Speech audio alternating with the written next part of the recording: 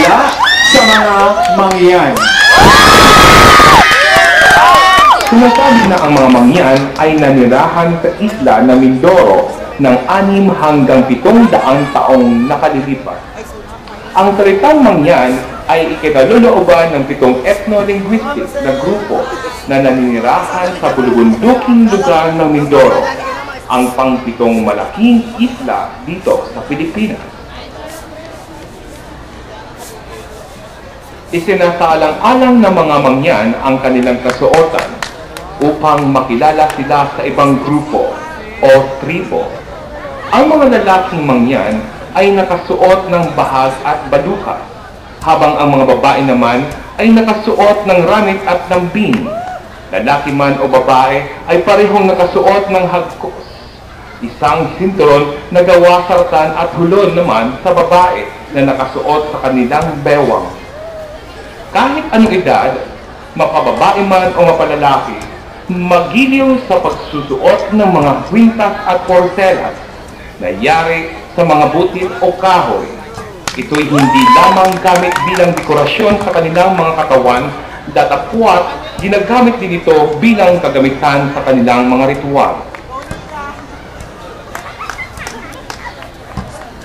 Ang pangunahing hanapbuhay ng mga mangyan ay ang pagtatanim. Bukod pa doon, sila ay napadpad sa Mindoro ay nagsimula din sila makipagkalakalan sa iba't ibang uri ng mga dayuhan, gamit tulad ng mga porcelain, ceramic, mga butil at mga babasaging bagay.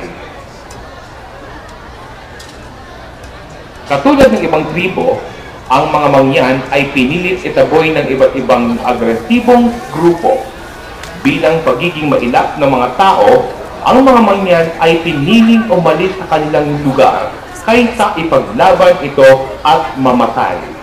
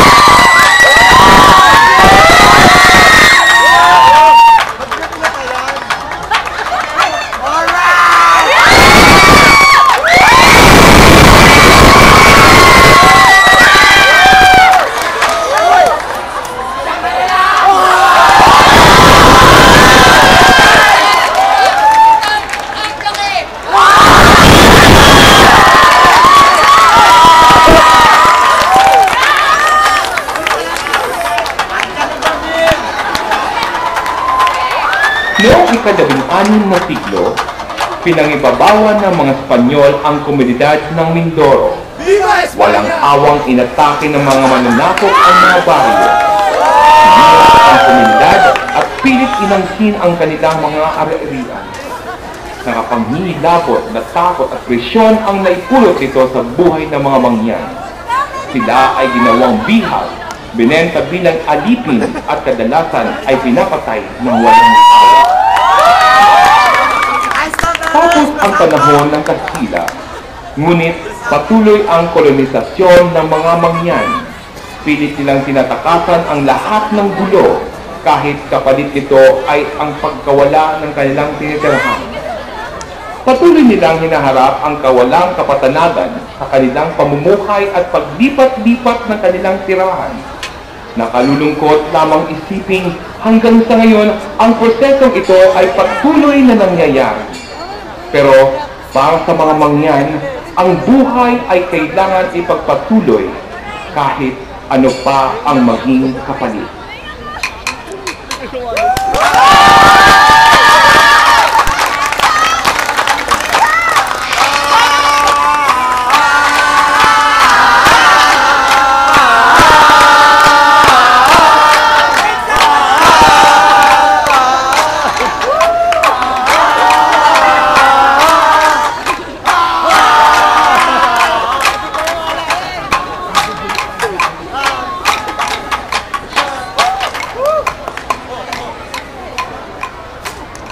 Ha ha ha!